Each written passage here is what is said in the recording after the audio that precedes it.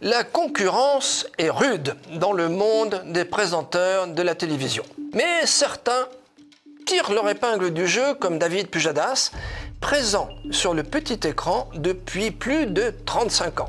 12 ans au groupe TF1, 16 ans au JT de France 2, de nouveau 8 ans à LCI, une longévité peu commune. Né en 1964 à Barcelone, il est de père espagnol et traducteur, et de mère française interprète. Sa famille s'installe en France peu après sa naissance. Bonnes études, licence en sciences économiques, Sciences Po Paris, où il milite un temps assez court chez les Rocardiens, puis le CFJ, le Centre de formation des journalistes de Paris. Un stage à Nice matin, puis il remporte un concours de TF1 et intègre en 1989 le service étranger de la chaîne, où il suivra la chute de Ceausescu et la guerre du Golfe de 1991. Dès 1992, il assure le remplacement des présentateurs des journaux du matin, tout en réalisant des enquêtes pour l'émission Le Droit de Savoir. Une de ces enquêtes est censurée et il quitte la chaîne, mais ce sera pour la toute neuve LCI en 1994 où il présente le journal télévisé. Il quitte le groupe TF1 pour France 2 en 2000 et un an plus tard présente le JT où il remplace Claude Sérillon. Lors des attentats du 11 septembre, il est filmé par une équipe de Canal+.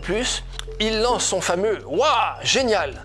dont il s'excusera 10 ans plus tard sur Europe 1.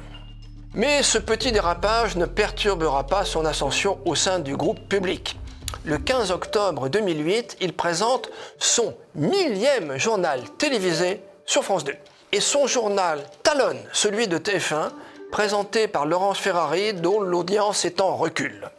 En parallèle du JT, David Pujadas présentera de nombreuses émissions. Le Contrat, une interview politique mensuelle sur LCP, Madame, Monsieur, Bonsoir sur France 5, Les Infiltrés, magazine d'investigation de France 2.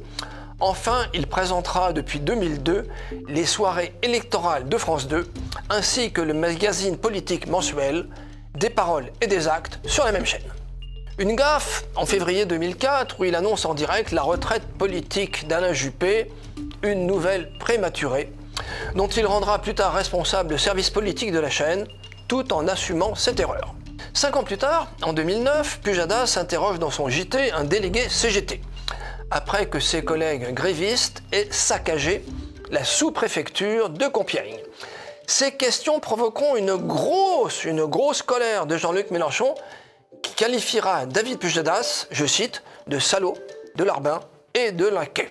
Un an plus tard, après un entretien avec Nicolas Sarkozy jugé complaisant, le site gauchiste Acrimed lui décernera une laisse d'or.